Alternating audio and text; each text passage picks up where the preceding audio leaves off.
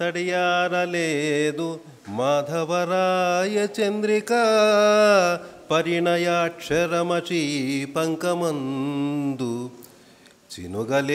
చినుగదింకను సదాశివశాస్త్రి నరసభూపాలీయ టీకార్ద్రపద్య వితతి మర్మోతలిడుచుండె మల్లాది వారికి చెవిలోన వెళ్ళాల సింహగర్జ ముడి విప్పలేదింక మొన్న శ్రీపాదవారందిన వేయి రూప్యముల మూట నేటికిని స్నేహలతల పూయు నిరుపమాన సుమములాంధ్రికి తలలోన సొమ్ములగుచు ప్రాజ్యగుణమైన జటప్రోలు రాజ్యమహిమ వినక మా రాష్ట్రమును కొల్త వేయదగునే. సిద్ధాంత వ్యాసం అవసరం లేదు, నా చేతిలో ఉన్నటువంటి సినాప్సిస్ కూడా అవసరం లేదు. 14వ శతాబ్దం చివరి నుంచి మొదలైనటువంటి సంస్థాన ప్రాభవం దశదిశలా వ్యాపించి సహస్రముఖంగా విస్తరించినటువంటి జగజ్జగీయమాన భాసమాన విశృంఖలాపేక్ష నిర్జర ఝరీపాత గాన విటంకిత శ్రావ్య విలోలితమైనటువంటి భభ్రాజమానం విరాజమానమైనటువంటి ఈ యొక్క ప్రళయ సమయ పర్జన్య గర్జానుకారి లాంటి ఈ యొక్క సంస్థానం యొక్క ప్రాభవం అప్రతిహతంగా నిరాటంకంగా నిరుపమానంగా అనన్య సామాన్యంగా పెరిగింది. దాదాపుగా 15 మంది సంస్థానాన్ని పాలిస్తే వారిలో కొంతమంది దత్తత తీసుకోబడ్డ వాళ్ళు, ఇప్పటికీ కూడా ఆనవాళ్ళు ఆ యొక్క చిహ్నాలు జ్ఞాపకాలు తీపి గుర్తులు సంస్థానం యొక్క చుట్టుముట్టు వ్యాపించి ఉన్నాయి. ఎక్కడో సురభిమల్లానీతి వాచస్పతి, సురభిమల్లానీతి చేముషి భూషణ, సురభిమల్లానీతి వైదుషీ భూషణ అని బాలసరస్వతి సురభిమల్ల నీతి త్రిశతి రాసిన వాటిలో ఆ సురభి అన్నటువంటి సురభీకరమైనటువంటి సురభి అన్నదానికి వసంతుడు పద్మము ఇలా వివిధార్థాలు ఉన్నటువంటి సురభీకరుడు, సురభియా సురభీకరుడా, అక్కడ సభంగ శ్లేషణ అభంగ శ్లేషణ ఏదైనా కావచ్చు. కానీ ఒకప్పటి పద్మనాయకులు అనేటటువంటి వాళ్ళు అది చారిత్రక ప్రాధాన్యం నేపథ్యం సుదీర్ఘమైనటువంటిది. కాకతీయ రాజ్యం నుంచి కిందికి అవరోహణ క్రమంలో జటప్రోలు సంస్థానం వరకు విస్తరించినటువంటిది ఈ యొక్క రాజ్యం. ఐతిహ్యపరమైనటువంటి పౌరాణిక చారిత్రకపరమైనటువంటి ఆ జటప్రోలు సంస్థాన నామౌచిత్యాన్ని గురించినటువంటి ఉద్ఘాటనలు కానీ, నిర్వచనాలు, వ్యాఖ్యానాలు, వైలక్షణ్యాలు ఎన్నో ఉన్నాయి. అక్కడ ఒక నిర్మలా నది అన్నటువంటి నది ప్రవహిస్తుందని మదనగోపాల మహాత్మ్యంలో చెప్పబడ్డది. 18 పద్యాలు మొదలుకొని దాదాపుగా 1800 పద్యాలు రాసినటువంటి పుస్తకాలన్నింటి వరకు రాసిన వాళ్ళు ఉన్నారు. ప్రసన్న భారతం, తర్వాత తారావళి, ముకుందమాల మొదలైనటువంటి ప్రక్రియలలో తారావళి అంటే 27 పద్యాలు మాత్రమే రాస్తే తారావళి. తర్వాత 1800 2000 పద్యాల వరకు రాసినటువంటి ప్రసన్న భారతం అన్నటువంటి మరో భారతంగా చెప్పబడేటటువంటిది రాసురాట్ కవి రాసినటువంటిది. దాదాపుగా 200 పుస్తకాలను రాసినటువంటిది స్నేహలత కవితా సంఘం యొక్క కవి సమూహం. నాటి కాలంలో ఈ సమాచార వ్యవస్థ ఇంత పూర్తి స్థాయిలో లేనటువంటి కాలంలోనే 200 పుస్తకాలు రాయడమే కాకుండా ఆశ్రిత కవులైనటువంటి వాళ్ళు ఎంతోమంది, అప్పుడు లబ్ధప్రతిష్ఠులైనటువంటి వాళ్ళు వేలూరి శివరామశాస్త్రి గారు, వేదం వెంకటరాయ శాస్త్రి గారు, శివభారతం రాసినటువంటి కవి, కొప్పరపు కవుల లాంటి వాళ్ళు మినహాయించి అనుకుంటా మిగతా కవులంతా కూడా ఆసీమాంధ్ర పర్యంతం కూడా వచ్చినటువంటి వాళ్ళే కొల్లాపురం సంస్థానానికి. సంస్థానం యొక్క చుట్టుముట్టు ఉన్నటువంటి పర్యావరణంలో ప్రతి అంశాన్ని వర్ణిస్తూ జంధ్యాల సుబ్రహ్మణ్య శాస్త్రి సహస్రావధాని 600 దాదాపుగా పద్యాలు చెప్పాడు.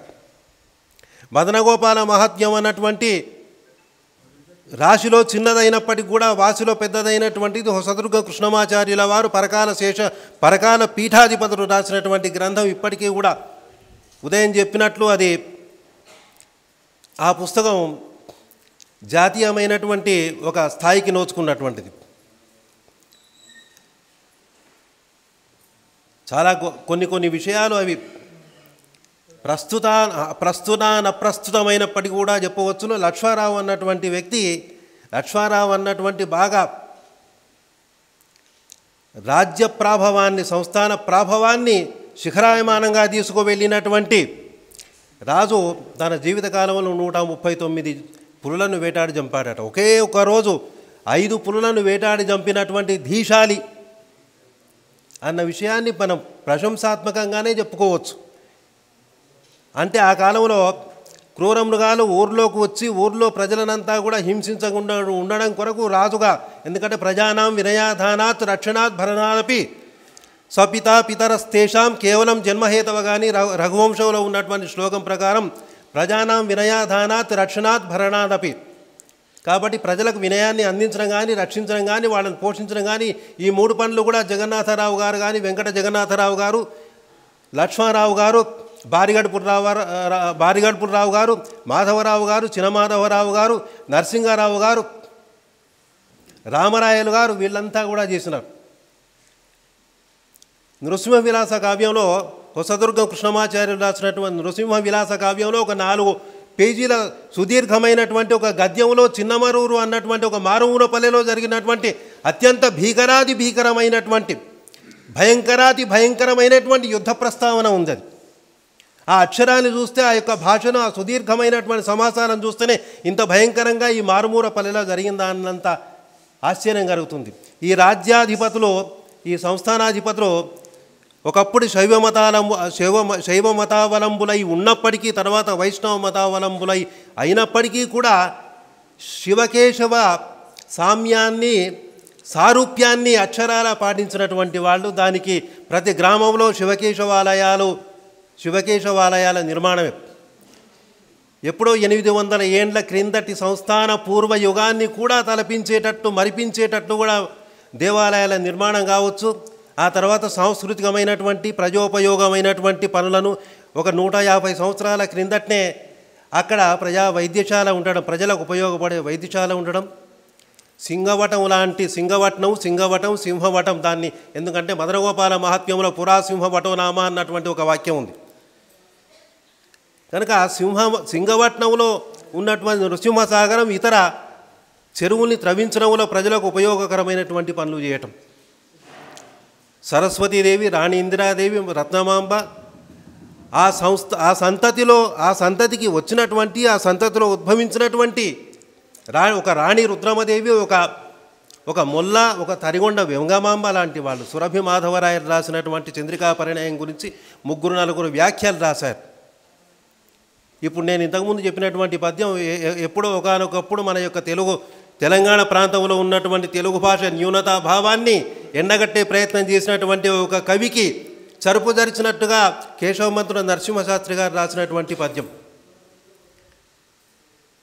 ఒక్కటే 1/2 నిమిషంలోనే ముగిస్తాను, ఎక్కువసేపు ఎందుకంటే చూస్తున్నారు నా వైపు బాణాలు దూసుకొని కళ్ళల్లోంచి దాన్ని ఏమంటారు, బ్రహ్మశిరో నామక అస్త్రాలని సంధించినట్లుగా చూస్తున్నారు నిర్వాహకులు. కాబట్టి నేను వాళ్ళని క్షమించమని వేడుకుంటూ, ఈ సంస్థానం గురించి ఎంత చెప్పినా కూడా తక్కువే. 7 మంది పరిశోధన చేసినారు ఈ సంస్థానంలో. ప్రభాకర్ రెడ్డి గారు నాగార్జున యూనివర్సిటీలో ఇదే అంశం మీదనే నా ఎదురుగా కూర్చున్నటువంటి వారు మాకు మార్గదర్శకులై వారు చంద్రికా పరిణయం మీద చేసినారు. రాజకన్యకా పరిణయం ఒక సమగ్ర పరిశీలన చేసినటువంటి తలబోడి బాలసుబ్బయ్య గారు, తర్వాత నా తర్వాత నరసింహ అన్నటువంటి వ్యక్తి, గొట్టుముక్కల నరసింహ శర్మ గారు, రాసురాట్ కవి సాహిత్యం జీవితం మీద అతను చేశాడు.